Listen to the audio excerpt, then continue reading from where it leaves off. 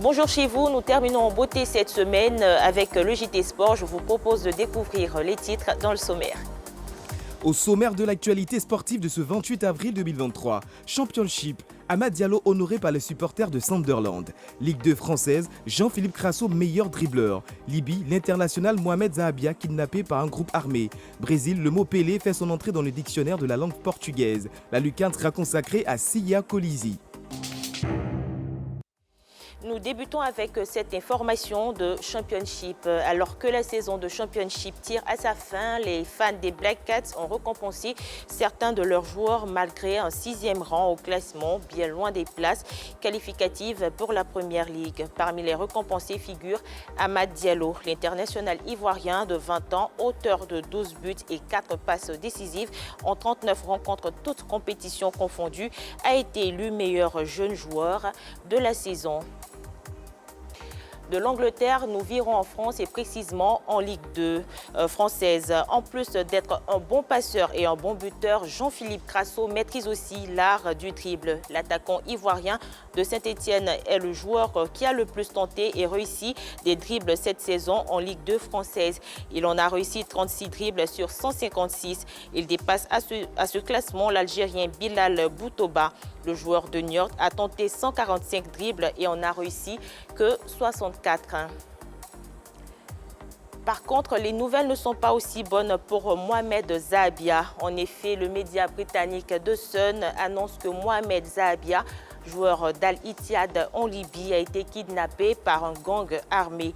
Les faits ont eu lieu il y a une semaine et les ravisseurs n'ont pas encore livré leurs exigences. Mohamed Zahabia, 34 ans, a évolué aux Partizan de Belgrade en Serbie. L'attaquant a aussi joué pour l'Espérance Tunis et pour Oran. Avec l'équipe nationale libyenne, il compte 25 sélections pour 6 buts.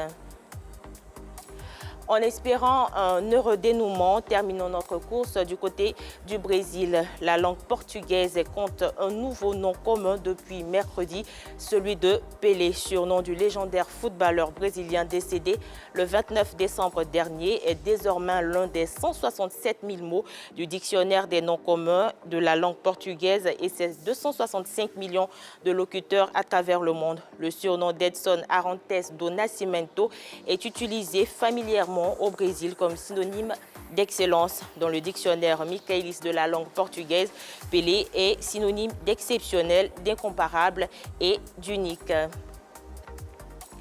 Honneur à présent à Siya Kolisi dans la dernière lucarne de cette semaine.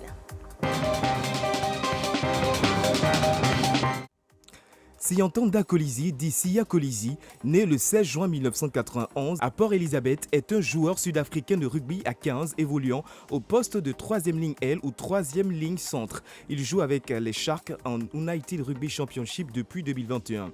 Premier capitaine noir de l'équipe d'Afrique du Sud, il soulève le trophée William Webb Ellis le 2 novembre 2019 à Yokohama à l'issue de la finale de la Coupe du monde de rugby à 15 2019 remportée 32-12 face à l'Angleterre.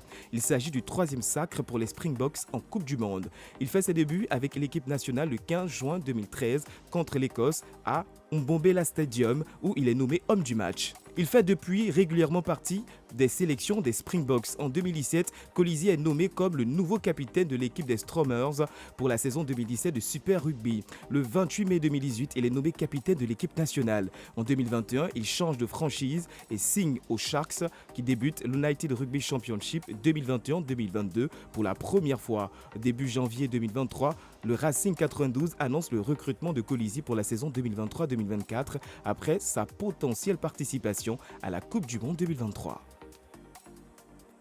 Terminons avec les affiches à suivre sur la 3. Déjà ce soir à partir de 18h30, nous aurons comme affiche le Wydad de Casablanca qui affrontera Simba SC. Ce samedi dès 13h30 comme affiche Brighton contre Wolverhampton. Et sous le coup de 18h toujours ce samedi, on aura la finale de la 106e édition de la Coupe de France avec une très belle confrontation entre Nantes et Toulouse FC. Et sur la série sur le gâteau, nous aurons ce dimanche les quarts de finale retour tour de la Coupe de la Confédération CAF à partir de 15h15. C'est une rencontre entre la SEC Mimosa et l'US Monastir. On retrouvera sur le plateau JB et tous les consultants. Alors là, ces informations marquent la fin de notre JT. On vous souhaite un excellent week-end et n'oubliez surtout pas que le meilleur de l'actualité sportive, c'est ici sur la 3. Au revoir.